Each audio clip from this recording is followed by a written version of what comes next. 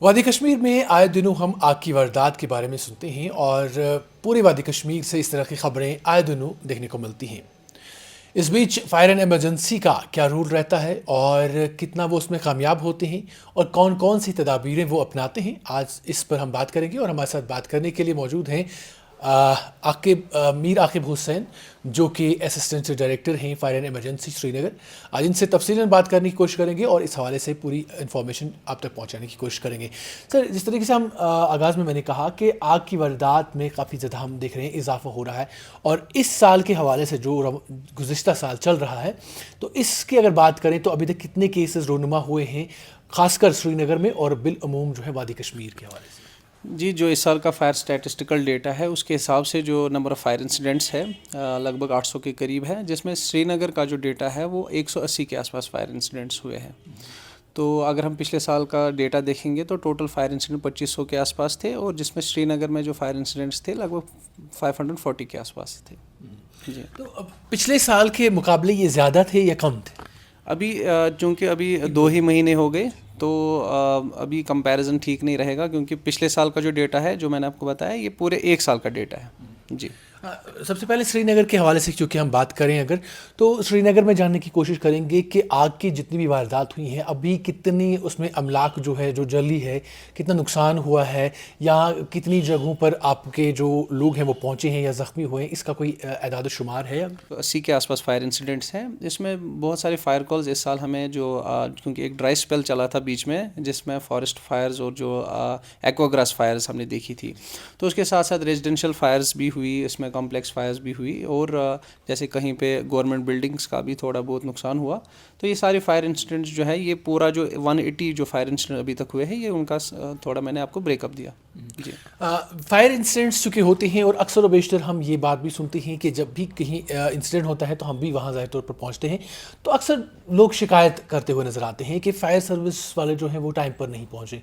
तो क्या वजूहत रहती हैं कि फ़ायर सर्विस जो है वो टाइम पर नहीं पहुँच पाती है? देखिए, इसमें काफ़ी सारी चीज़ें हमें समझने की ज़रूरत है, क्योंकि जब जब कहीं पे फायर इंसिडेंट होता है तो वहाँ पे जो लोग पहले होते हैं वो खुद आग बुझाने की कोशिश करते हैं, जिसमें काफ़ी कंसिडरेबल टाइम निकल जाता है। उसके बाद बहुत सारों के पास फायर सर्विस का नंबर नहीं होता, इनडायरेक्टली हमें एक पुलिस कंट्रोल रूम या कहीं और से हमें इंफॉर्मेशन मिलती है, तो इस बीच में काफ़ी टाइम निकल जाता है। क्योंकि हमें हमें पहले से ही एक डिस्टेंस कंस्ट्रेंट रहा है, हमें किसी डिस्टेंस के तहत वहाँ पहुँचना पड़ता है।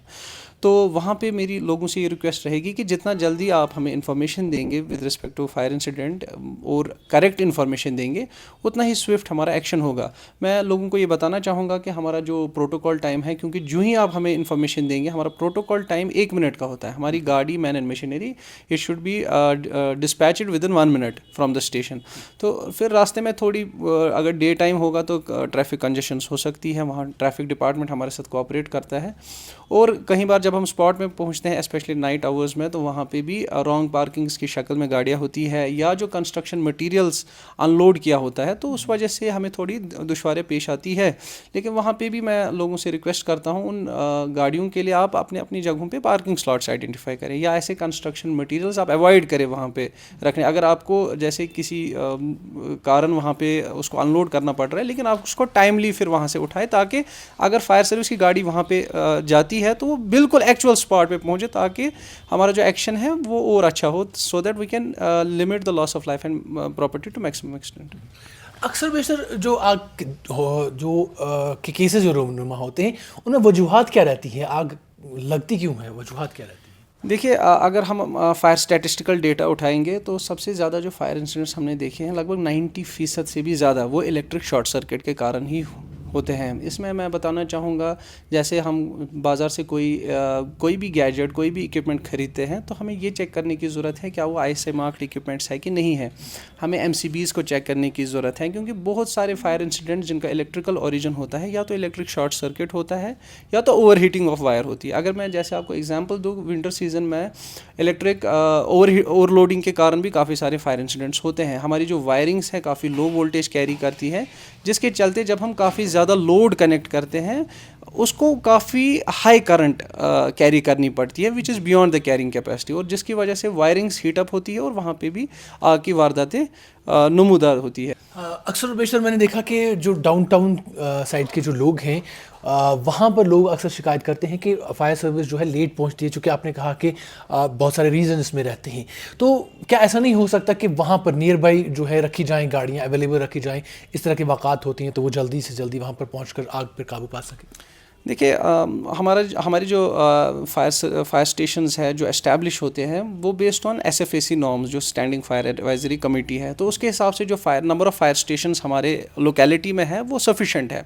अब जैसे downtown area is a high risk zone, Srinagar overall एक वल्नरेबल एरिया है अगर हम बाकी डिस्ट्रिक्ट से कंपैरिजन करेंगे, क्योंकि हाई पॉपुलेशन डेंसिटी है, हाई हाउस डेंसिटी है, उसकी वजह से नंबर ऑफ़ फायर इंसिडेंट ज़्यादा होते हैं कंपेयर टू अदर डिस्ट्रिक्ट्स।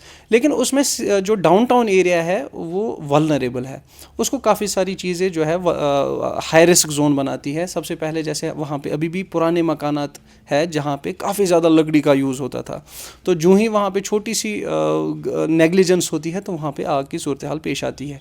या इसी तरह वहाँ पे जो हाउस डेंसिटी है वो भी काफ़ी हाई है, जिसके चलते जो फायर सेफ्टी गैप है वो है ही नहीं। आप बहुत सारे एरियाज ऐसे देखेंगे जहाँ पे you will see number of houses annexed to each other, तो जो ही एक स्ट्रक्चर में आग लगती है इंस्टेंटली वो 2, 3, 4, 5 मकान इन्वॉल्व हो जाते हैं।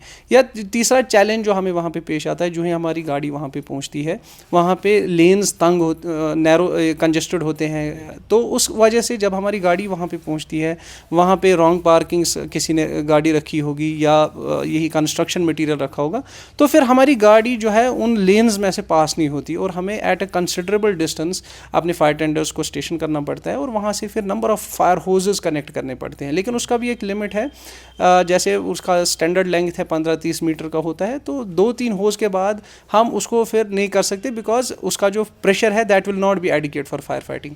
तो डाउनटाउन एरिया में यही प्रॉब्लम्स हमें फेस करनी पड़ती है और वहाँ पे भी मुझे लगता है अब कुछ टाइम से मैं देख रहा हूँ वहाँ पे भी अब लोगों का थोड़ा बहुत कोऑपरेशन मिल रहा है हमें। तो मैं चाहूँगा कि जैसे बाकी लोग भी उस चीज़ को इम्प्लीमेंट करें, ताकि जब भी वहाँ पे फायर की सूरत हाल हो तो जितना वो हमसे कोऑपरेट करेंगे it will only make our job easier. जी, एक आखिरी सवाल आपसे जानना चाहूँगा, जिस तरह से आपने कहा कि लोगों में अवेयरनेस बहुत कम है, तो अवेयरनेस मज़ीद बढ़ाने के लिए आपका डिपार्टमेंट क्या कर रहा है? देखिए, अगर मैं आपको बताऊं 2022 अगस्त तक हमारे फायर अवेयरनेस प्रोग्राम्स होते थे, उससे पहले भी होते थे, लेकिन हमारे जो डायरेक्टर है श्री आलोक कुमार सर, जब उन्होंने अगस्त में ज्वाइन किया 2022 में, तो उन्होंने इमीडिएटली एक अच्छा स्टेप लिया, अप्रिशिएबल स्टेप लिया कि we should increase frequency of fire awareness programs, क्योंकि that is the only tool we have as a department to reduce the number of fire incidents. और तब से लेके अब तक हमने कंटिन्यूसली फायर अवेयरनेस प्रोग्राम्स कराए हैं। श्रीनगर का मैं अगर आपको बताऊँ तो 20 से ज़्यादा फायर इंसिडेंट्स मंथली बेसिस पे हम श्रीनगर में ही कराते हैं, जिसमें जो high percentage of awareness programmes हम स्कूल्स में कराते हैं, हॉस्पिटल्स में कराते हैं। या इसी तरह अब हमारे जो फायर पोस्ट्स है, जैसे जडीबल हो गया, खानका मौला हो गया, दस्तगीर, वहाँ पे फायर टेंडर्स नहीं है, हमारे फायर पंप्स है, तो वहाँ पे भी हमने काफ़ी फायर अवेयरनेस प्रोग्राम्स कराए हैं, ताकि ये जो हमारी मैसेज है with regard to fire preventive measures, life safety measures, fire protective measures, जैसे एक एक्सटिंग्विशर्स को कैसे चलाना है, जैसे कॉमन हाउस होल्ड फायर्स जैसे LPG के कारण जो लगती है उनको कैसे कंट्रोल करना है, शॉर्ट सर्किट से हम कैसे बच सकते हैं, तो ये सारी चीज़ें एक अवेयरनेस प्रोग्राम में कवर की जाती है। और लगभग हमने हंड्रेड्स की तादाद में, मुझे लगता है उस एक साल में ही कवर किए, और काफ़ी सारे प्रोग्राम्स अभी पाइपलाइन में हैं। तो वहाँ पे मैं लोगों से रिक्वेस्ट करूँगा कि जो भी फायर अवेयरनेस प्रोग्राम हम करा रहे हैं अभी, जो भी इन पाइपलाइन है, शेड्यूल में है, तो आप उनमें बढ़ चढ़ के हिस्सा लें। बहुत शुक्रिया से बात करने के लिए। तो नाज़रीन किराम, मीर आकिब हुसैन जो है हमारे साथ बात कर रहे थे, जो कि असिस्टेंट डायरेक्टर हैं फायर एंड इमरजेंसी श्रीनगर के।